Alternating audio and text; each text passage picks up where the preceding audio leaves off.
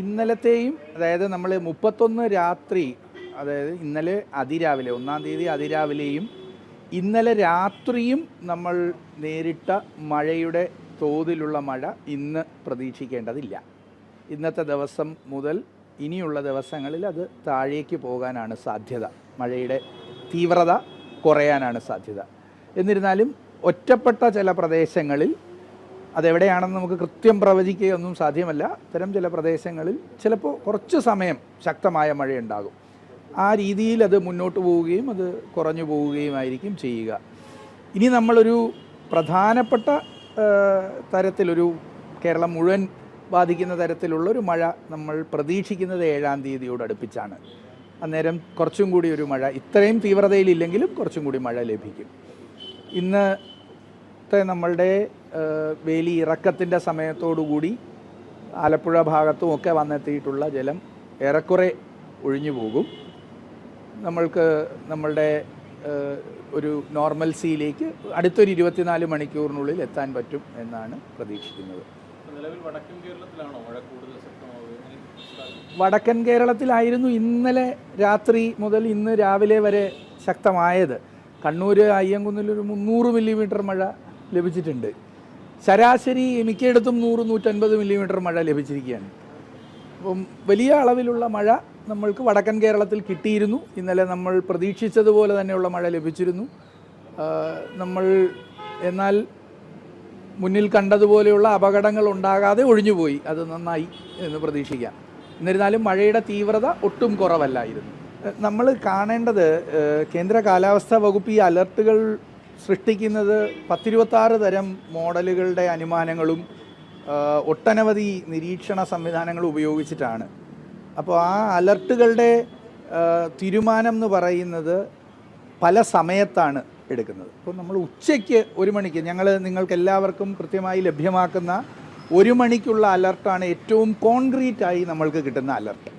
അതിനുശേഷം എല്ലാ 3 മണിക്കൂറിലും അലർട്ടുകൾ മാറുന്നുണ്ട്. ഈ അലർട്ടുകൾ മാറുന്നത് പലപ്പോഴും റഡാറിൽ ഡേറ്റ ലഭിക്കുന്നതും കൂടി അനുസരിച്ചിട്ടാണ്.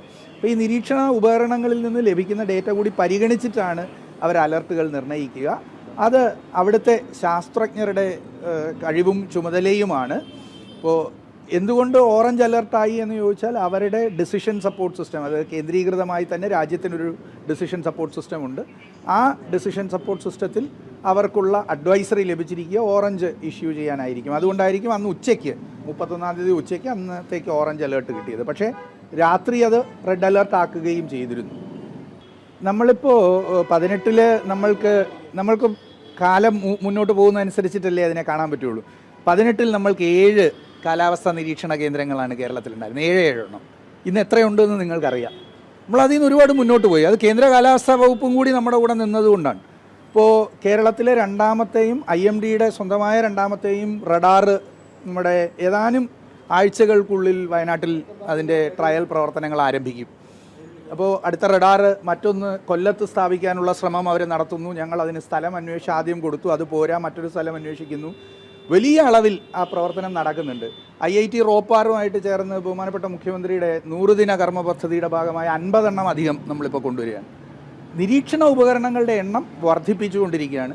പക്ഷേ ഈ നിരീക്ഷണങ്ങളെ സ്വാംശീകരിച്ച് ഒരു പ്രവചനമാക്കി മാറ്റുന്നതിന് വളരെയധികം ശേഷി ആവശ്യമുണ്ട്. അത് കേന്ദ്ര കാലാവസ്ഥാ വകുപ്പിന് മാത്രമേ ഉള്ളൂ. നമ്മൾ മറ്റെന്തെങ്കിലും പ്രതീക്ഷിച്ചിട്ട് കാര്യമില്ല. അവരുടെ കയ്യിലുള്ളത് രാജ്യത്തെയും ലോകത്തെയും എണ്ണം പറഞ്ഞ സംവിധാനങ്ങളിലാണ്. ആ സംവിധാനങ്ങളിലേക്ക് കൂടുതൽ വിവരശേഖരണം നടത്താൻ അവരാവശ്യപ്പെടുന്ന സഹായം നമ്മൾ ചെയ്തു കൊടുക്കുന്നുണ്ട്. ഉറപ്പായും ഇത് മെച്ചപ്പെടും, ഇത് ഇനിയും മെച്ചപ്പെടും. പക്ഷേ ദയവായി ശ്രദ്ധിക്കുക, ഒരു അലർട്ട് കിട്ടി അത് 1 മണിക്കൂറും 10 മിനിറ്റും കഴിയുമ്പോൾ വെള്ളം ഉയരും, അപ്പോൾ ഞാൻ ഇവിടെ നിന്ന് ഒഴിഞ്ഞു പോകും, അല്ലെങ്കിൽ അപ്പോൾ ഞാൻ തയ്യാറെടുപ്പുകൾ ആരംഭിക്കുമെന്ന് കണ്ടുകൊണ്ട് നമ്മൾക്ക് മുന്നോട്ട് പോകാൻ പറ്റില്ല. അങ്ങനെ ഒരു സംവിധാനം ലോകത്തൊരിടത്തുമില്ല. ഒരു വീടിൻ്റെ മുന്നിൽ അല്ലെങ്കിൽ ഒരു പർട്ടിക്കുലർ സ്ഥലത്ത് ഇത്ര വെള്ളം ഇത്ര മണിക്ക് ഉയരും, അതിന് 1 മണിക്കൂർ മുമ്പേ ഞാൻ അവിടെ നിന്ന് ഒഴിയും, അങ്ങനെ പറ്റില്ല.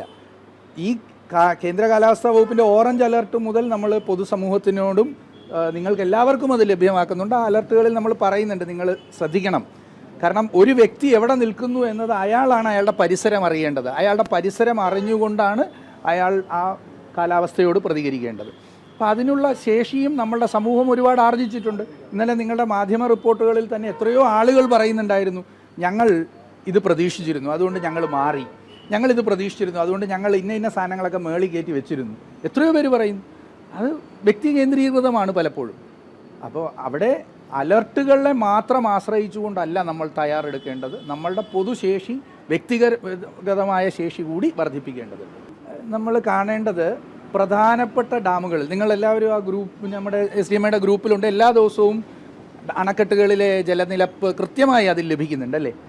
ഏതെങ്കിലും പ്രധാനപ്പെട്ട ഡാമുകളിൽ 40%-ലധികം ജലമുണ്ടോ? ഒന്നിലുമില്ല. പമ്പയിൽ നോക്കൂ, ഇടുക്കിയിൽ നോക്കൂ, ഒരിടത്തുമില്ല. ഈ നമ്മളിപ്പോൾ കാണുന്ന ഡാമുകൾ തുറന്നുവിടുന്നു എന്ന് പറയുന്ന ഡാമുകൾ വളരെ ചെറിയ, ഈ കനകക്കുന്ന് കൊട്ടാരത്തിൻ്റെ വളപ്പിന് അത്രയും മാത്രം വലിപ്പമുള്ള ചെറിയ ഡാമുകളാണ്. മൂഴിയാർ, അതിനെ ഡാമെന്ന് തന്നെ വിളിക്കുന്നത് ശരിയല്ല.